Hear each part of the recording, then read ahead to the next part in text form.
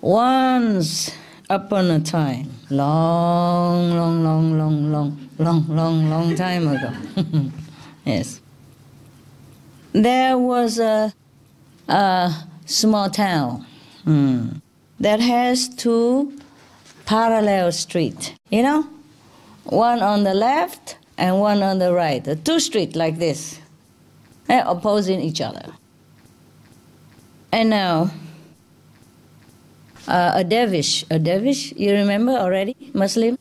And he happened to pass by this town. So first he went on to one street and then he walked to another street because they're parallel. You go to one street first and then you walk to another street. When he reached the second street, some people have noticed that his eyes were full of tears. And they're running down, tears will keep running down. So suddenly somebody cried out and said, "Oh, somebody died on the first street." Because he saw the devils coming from the first street with eyes streaming with tears. So someone on the second street said, "Oh, somebody died on the first street." He thought that somebody had died. Okay.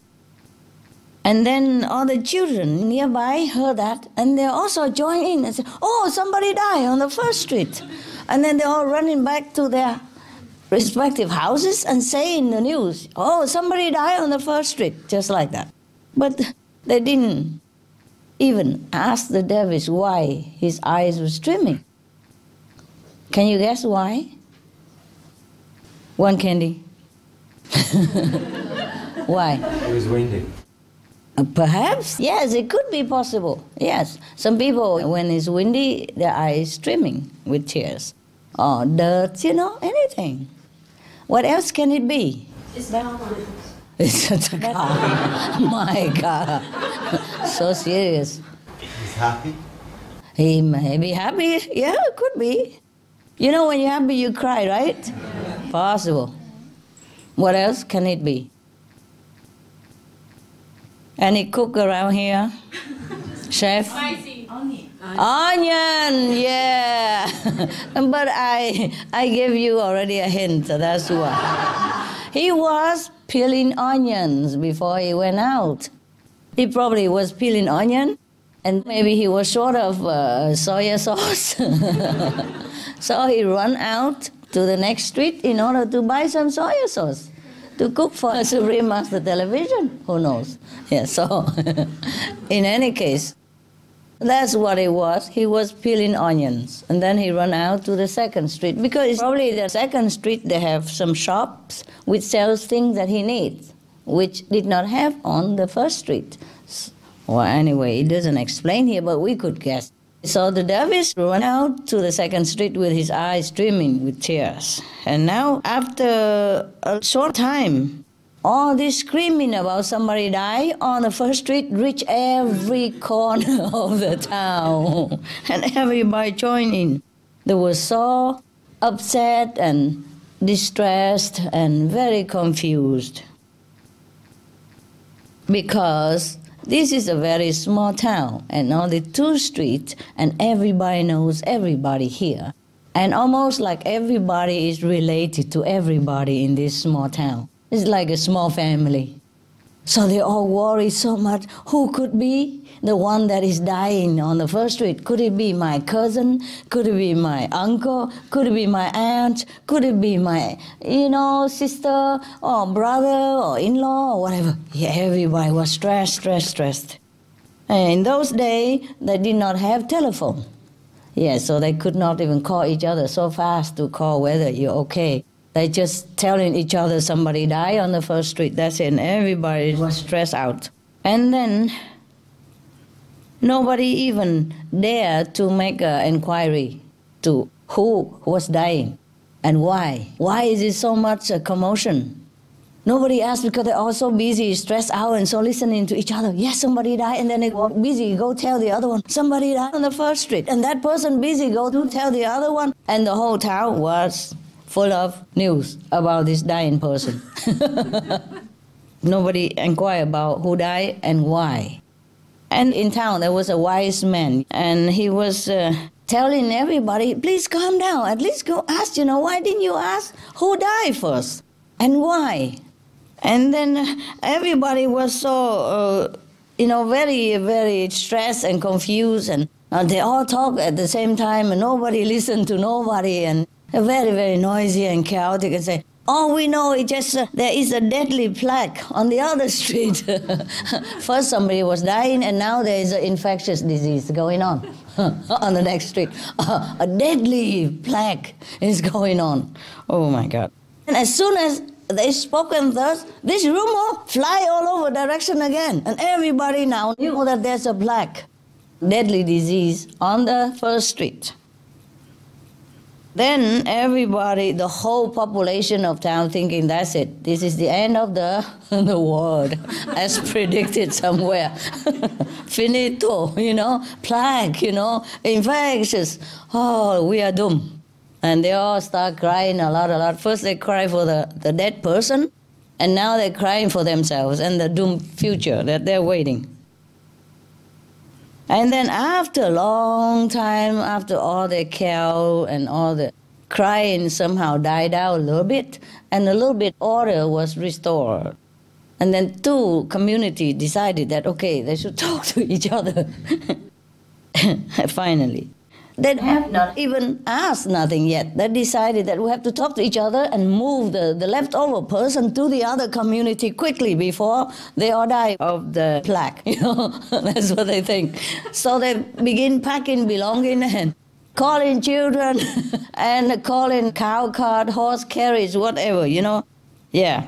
And then, in no time, from both of the streets, the whole population was evacuated. The title says this is how a tradition was found, the founding of a tradition. So now, even many decades later, the two streets, the town is still deserted. Nobody lives there anymore. And not so far away, there are two villages. That's probably born out of this plague, Yes. Each village has its own tradition of how it began as a settlement from a doomed town. Yes. Through a fortunate flight in remote times from a nameless evil. They all tell their story and tradition, how they found the villages.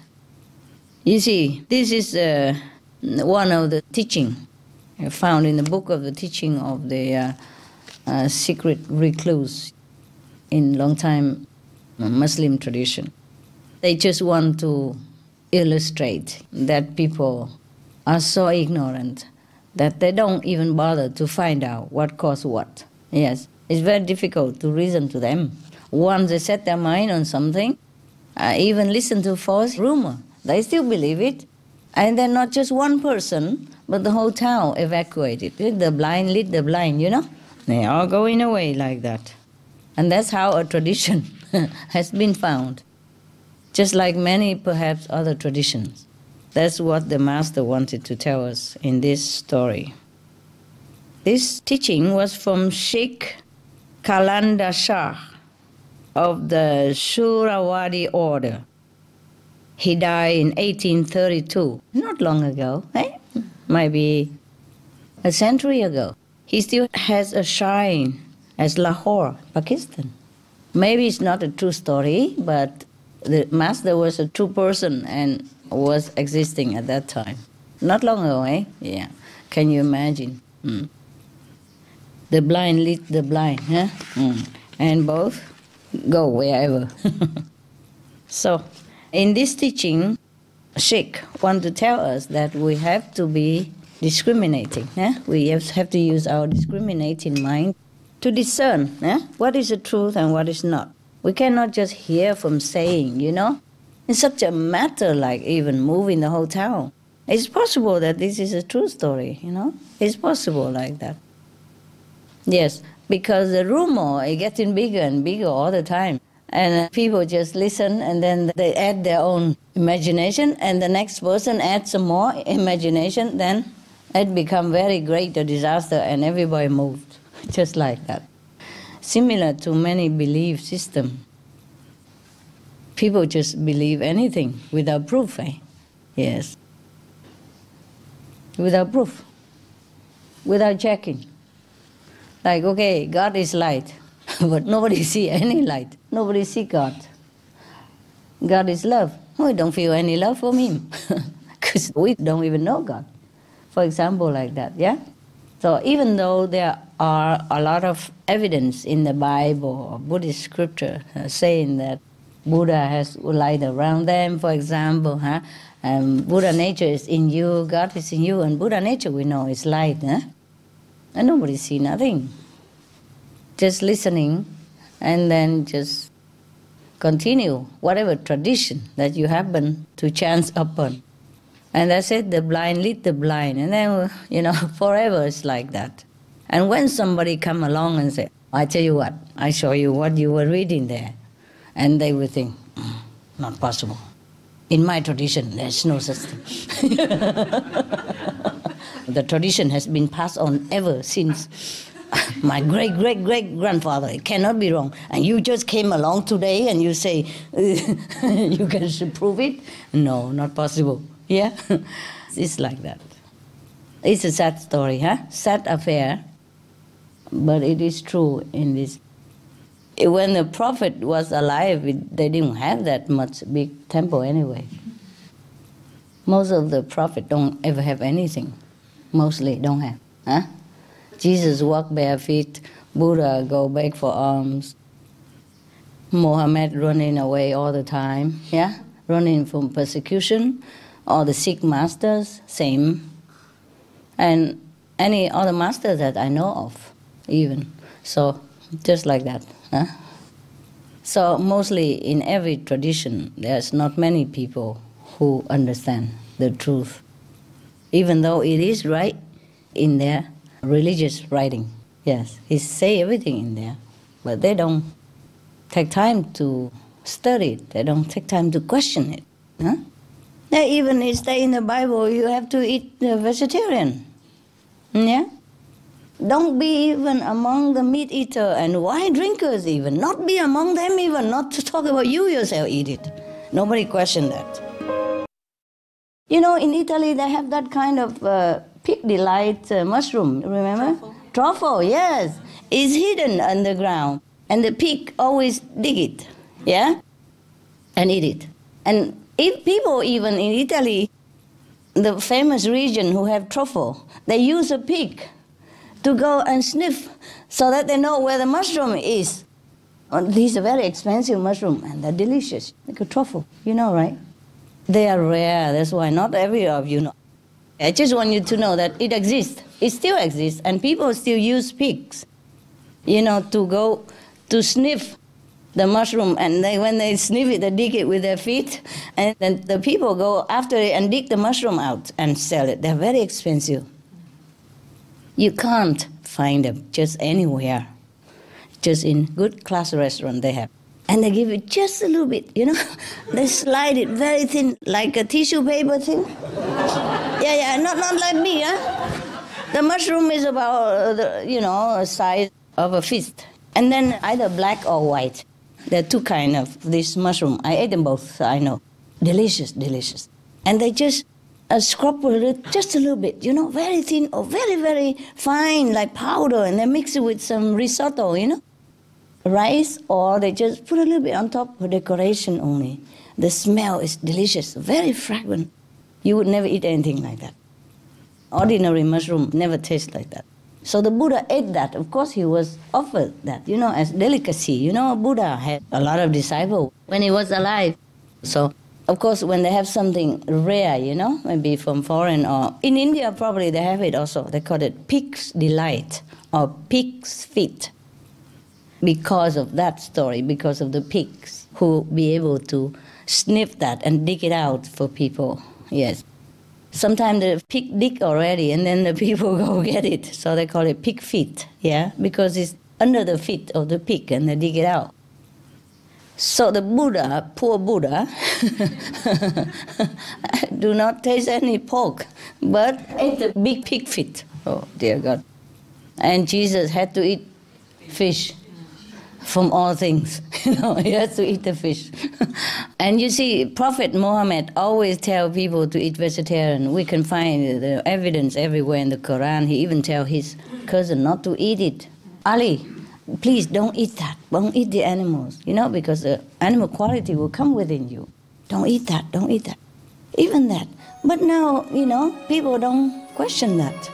So it takes a really sincere mind to question the right and the wrong. You have to be a little smart and take a little time, no matter how busy you are. You have to take time to understand the teaching of the old prophets, of the old enlightened masters. Otherwise, we just follow. We don't know anything. And at the end of our life, although we are very, very devout Christian or devout Buddhist, and we truly wanted to know Buddha nature, and we truly want to be one with God, but we wasted all our human life doing nothing, finding nothing. Yeah? And then we have to be reborn again. That's that. Because our quest is not quenched. We will have to be reborn again. That's the nature of our soul, the quest, until we find it. That's the purpose of our evolution. So if we didn't find it in this lifetime, we have to come back again. That is for sure. The soul will not rest until find the truth and be one with God or become one with Buddha nature again. That's it. Okay, I hope you find. Now you know, huh? Yeah. Traditions. We have to respect tradition and follow, but only what is good. Yeah? What is detrimental, we have to question. Why? Okay? Good, of course, we don't question. Not good, we have to question. Sometimes bad translation. Sometimes the people who don't understand, who taught us wrong also. Especially spiritual matter is not like mathematics, 2 and 2 make 4. Something like that. So we have to always question. Okay?